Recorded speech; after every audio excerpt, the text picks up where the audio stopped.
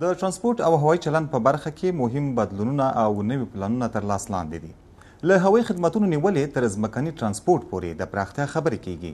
خو دا بدلونونه په عملي ډول تر کومه ځایه رسیدلي دي او راتلونکي پلانونه څه دي؟ د همدې موضوعاتو په اړه نن په ځانګړې مرکه کې د ترانسپورت او هوایي چلند وزارت له ویاند ښاغلي حکمت الله آصفي صاحب سره مرکه لرو.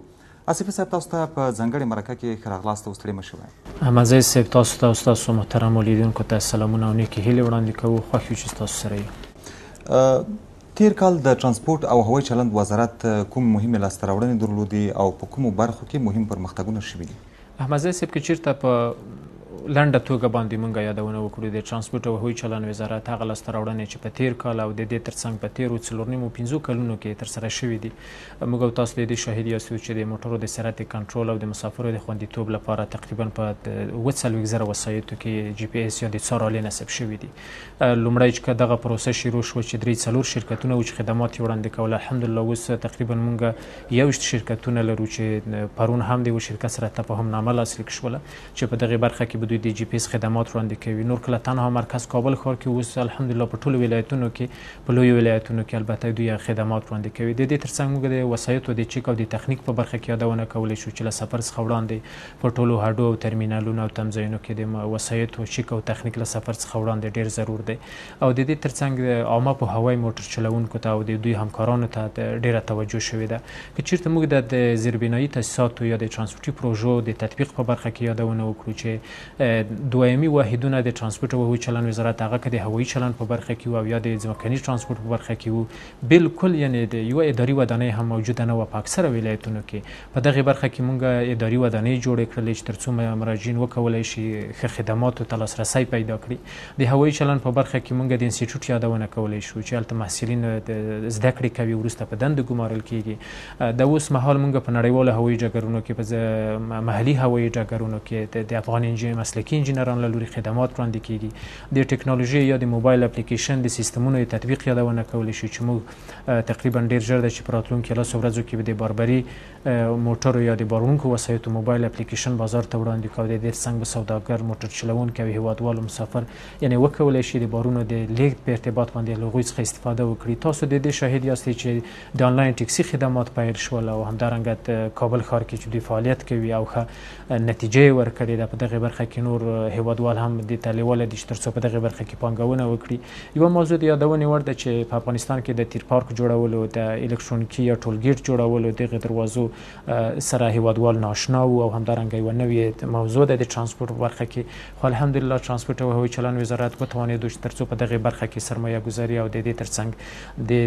ډیرو پیسو په ارزښت باندې چې ترڅو خدمات هم معیاري وي یا د پروژې پیل کړي. یوه موضوع د یادونې وړ ده چې د الکترونیکي سیستمونو په برخه کې یا همدارنګه هغه حق الخدمت چې مخکې به مثلا د یو کارمند له لوري د 40 افغانیو په بدل کې مثلا هغه پارچه ورکول کېده د 1 ورځې یا د 24 ساعتو په جریان کې، اوس هغه موضوع په کابل ښار کې همدارنګه په نورو ولایتونو کې نه لیدل کېږي.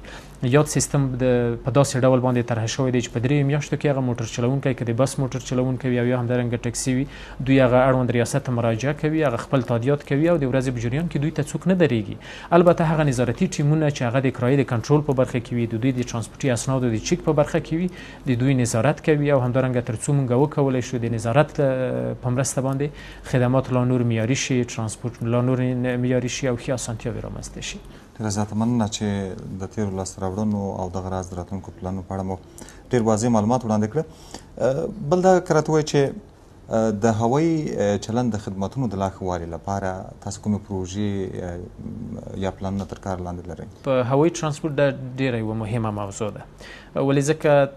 موږ مکلف یو چې نه تنها د هوا ترانسپورت په برخه کې پروژو تطبیق ته پاملرنه وکړو او هوایي چلند برخه کمزوري وي، نو په دې کې بیا نورې ستونزې را پیدا کېږي. ولې ځکه هر هغه هیوادوال چې مثلا د هغوی غواړي چې د هوا له لارې د خپل سفر پای ته ورسوي او یا همدارنګه د کارګو یا د اموالو د لیږد په ارتباط باندې خپل اموال ورسوي. د دې ترڅنګ مونږ د ځمکني ترانسپورت په برخه کې هم چې دغه هزینه مثلا د بارونو د لیږد لپاره یا د مسافرو د انتقال لپاره کمه ده، په دواړو برخو کې پروژې لرو. د اوس مهال مونږ ویل شو چې تقریبا 11 پروژې مونږ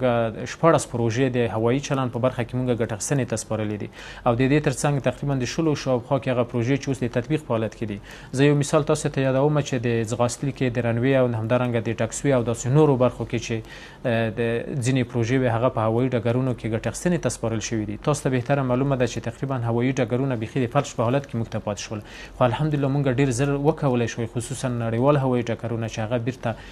ګټه اخیستنې ته او د دې ترڅنګ چې ګټه ترې نه واخیستل شي او پروازونو ته آماده شي ډیر زر آماده شول. موږ تاسو د ترمینالونو په برخه کې چې ډیر کوچني ترمینالونه وو، هغه که هوایي محلي ترمینالونه په هوایي چلند برخه کې او یا همدارنګه نړیوال ډیر کوچني وو. زه تاسو ته یو مثال د کابل نړیوال هوایي ډګر یادونه کولی شم. د اوس مهال هم کابل نړیوال هوایي ډګر کې نړیوال ترمینل دی او د دې ترڅنګ محلي ترمینل دی. دغه هغه اندازه د مسافرو لپاره ډیره کمه ده، هم خدمات هلته پوره وړاندې کیږي، خو موږ د عامه خصوصي مشارکت له لوري د 300 میلیون افغانیو په ارزښت باندې چې تقریبا اوس یې 98% چارې پای ته رسیدلې دي په څو منزلونو کې چې لومړی منزل به دغه پارکینګ وي، هغلته به وي آی پی اتاقونه وي، هوټلونه به وي، انتظار ځای به وي چې ډیر زر دغه پروژه به ګټه اخیستنې ته وسپارل شي. د کابل هوایي ډګر لپاره په نظر کې نیول ده. د دې ترڅنګ د عامه خصوصي مشارکت له لارې یا د پروژه په مزار شریف مولانا جلال الدین محمد بلخي نړیوال هوایي ډګر کې ده چې په هغې باندې هم تقریبا کارونه ډیر پرمختللي دي. د دې ترڅنګ موږ مثلا احمدشاه بابا نړیوال هوایي ډګر کې د ترمینال جوړولو پروژه، د انتظار ځای جوړولو پروژه شروع کړې ده. چیرته په ټولیز ډول باندې موږ ووایو چې تنها په مرکز کابل ښار کې موږ د ځمکني او د هوایي چلند په برخه کې تقریبا 10 پروژې لرو. د دې ترڅنګ په ټول هیواد کې موږ د 180 شاوخوا کې پروژې لرو چې هغه د اداري ودانیو، د تیر پارکونو، د ټولګیټ او د دې ترڅنګ د هوایي ډګرونو د وسعت او د پراختیا په برخه کې دي. د مسافرو د خوندیتوب لپاره په ځمکني او هوایي ترانسپورت کې کوم تخنیکی او امنیتي معیارونه عملي شوي دي؟ د مسافرو او د بار د خوندیتوب لپاره لومړی کې چیرته مثلا د ډیری هیوادوالو په ذهن کې بدایي چې مثلا جی پی اس په وسایطو کې نصبیږي، آیا د دوی د خدمات څه؟ جی پی اس یو له هغه آلو څخه ده چې نه تنها د سرعت کنټرول په برخه کې یا د ترافیکي پیښو د مخنیوي په برخه کې مرسته کوي. د اوس مهال موږ د جی پی اس آلې چې په یادو وسایطو کې نصبوو داسې سیستم په دې کې فعال شوی دی. اکثره موټرونه خصوصا د بار موټرونه او یا همدارنګه په کم اندازه د مسافرو وړونکو موټرونو هغه مالکان په خپل نه وي بلکې دوی موټر چلونکي د هغې لپاره ګمارلي وي. په دغه برخه کې موږ دا سیستم داسې عیار کړی دی چې ترڅو موټر چلونکی هغه مالک د موټر چې دی د یاد موټر څخه هم باید د معلومات ترلاسه کړي. د مسافرو د خوندیتوب لپاره مثلا کله چې یو موټر د ترمینل څخه ځي په هغې کې ټول له ډیټا په بارکود په سیستم کې ثبت کیږي. کله چې هر کنټرولي بندر ته ورسیږي هغلته د کارمندانو له لوري هغې سکن کیږي، مثلا په هغې کې ټوله ډیټا راپورته کیږي چې په دې کې څومره د مسافرو تعداد دی او همدارنګه په کوم مبدا او مقصد باندې ځي، همدارنګه د بار په ارتباط باندې. مثلا یو تجار یا سوداګر دی، هغه کله چې اموال یې مثلا د کابل څخه تر بدخشان یا تر هرات ته پورې استوي، دی مکلف نه دی، نه مجبوره دی چې د هغې موټر سره دی په خپله ولاړ شي یا بل څوک سره واستوي، بلکې د همدغه سیستم له لارې هر موقع ته چې رسیږي دته د پیام راځي د ټلیفون له لارې او همدارنګه موټر چلونکي سره هم چې دی اړیکه نیسي یا موټر چلونکی مکلف دی چې دته هغه واقعي معلومات په لاس ورکړي. یعنی د بار د ورکېدو او یا همدارنګه د نورو ستونزو په صورت کې دوی ته معلومات ورکول کیږي. د دې ترڅنګ موږ کوشش کوو چې د جی پی اس یا د څار آلو نصب لړۍ په ښارونو کې هم شروع کړو، په دغه طرحه باندې کار روان دی چې ترڅو څنګه وکولی شو مثلا د مسافرو یا د اموالو د خوندیتوب په ارتباط باندې د مرکز کابل ښار او د دې ترڅنګ په نورو ولایتونو په ښارونو کې په ټاکسي موټرونو کې نصب شي ترڅو مسافر په ښه توګه باندې انتقال شي.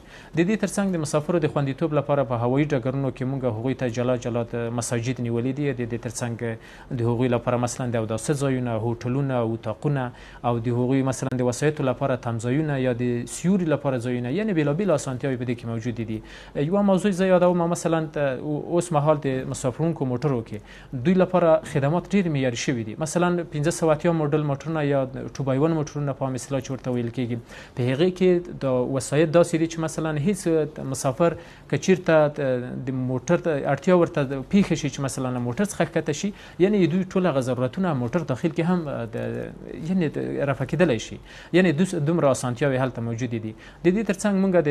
هوایي چلند په برخه کې د خدماتو مثلا د هیوادوالو لپاره خصوصا د رسنیو لپاره د هوا حالاتو وړاندوینه کول دا ډیره یوه مهمه برخه ده. موږ بېلابېلو خپرونو کې هم ویلي دي چې هیوادوالو ته یعنی نه تنها چې مثلا دوی په دې باندې آګاه شي یا پوه شي چې سبا باران دی یا واوره ده یا هم څه موضوعاتي بلکې دوی باید هغه خپل د ژوند طرحه او هغه برنامه کله چې سفر کوي دغه مطابق برابره کړي. ولې ځکه تاسو د دې شاهد یاستئ چې د سیلابونو راوتلو په وخت کې او همدارنګه د باران د واورې او د ښویېدلو په وخت کې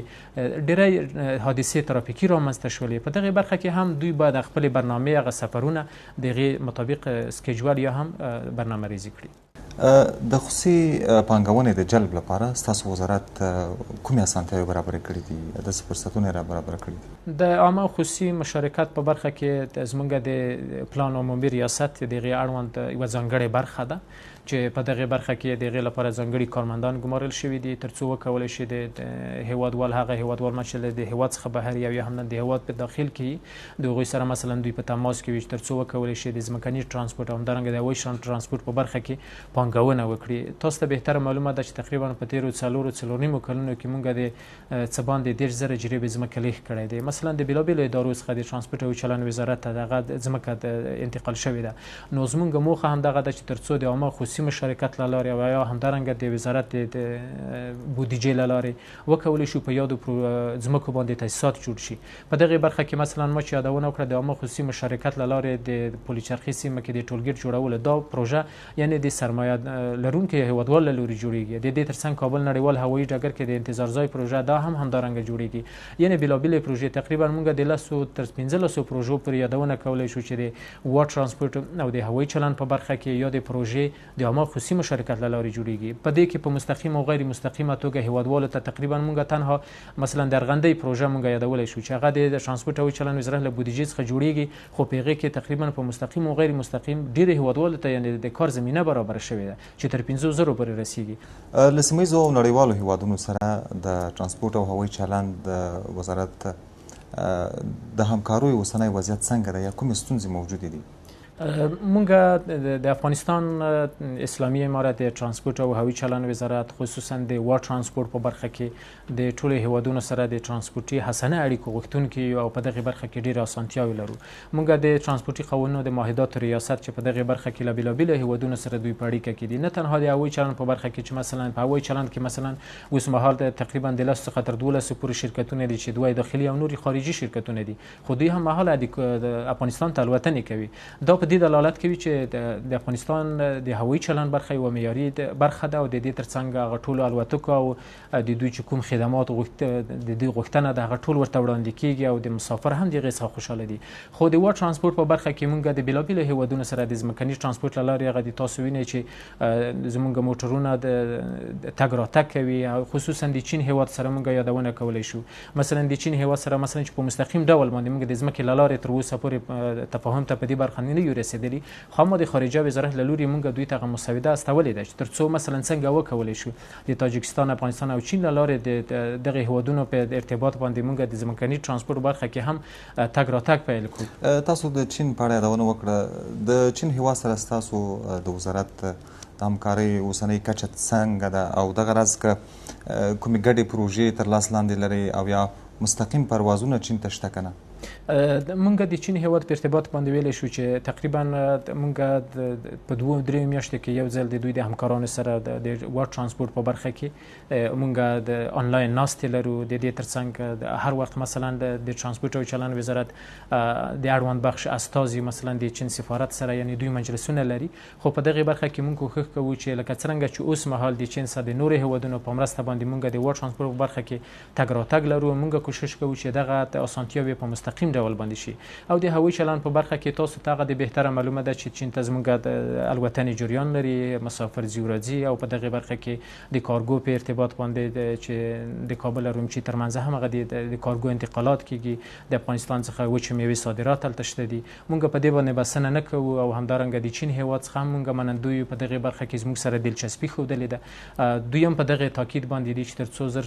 څنګه وکولای شو د واټ ترانسپورت او همدارنګه د هوایي چلند برخه کې لا نورې اسانتیاوې رامنځته شي او یو بل خپل غوښتنو ته پوره ژمن یو. ډېره زیاته مننه ښاغلی آصف صاحب محترم چې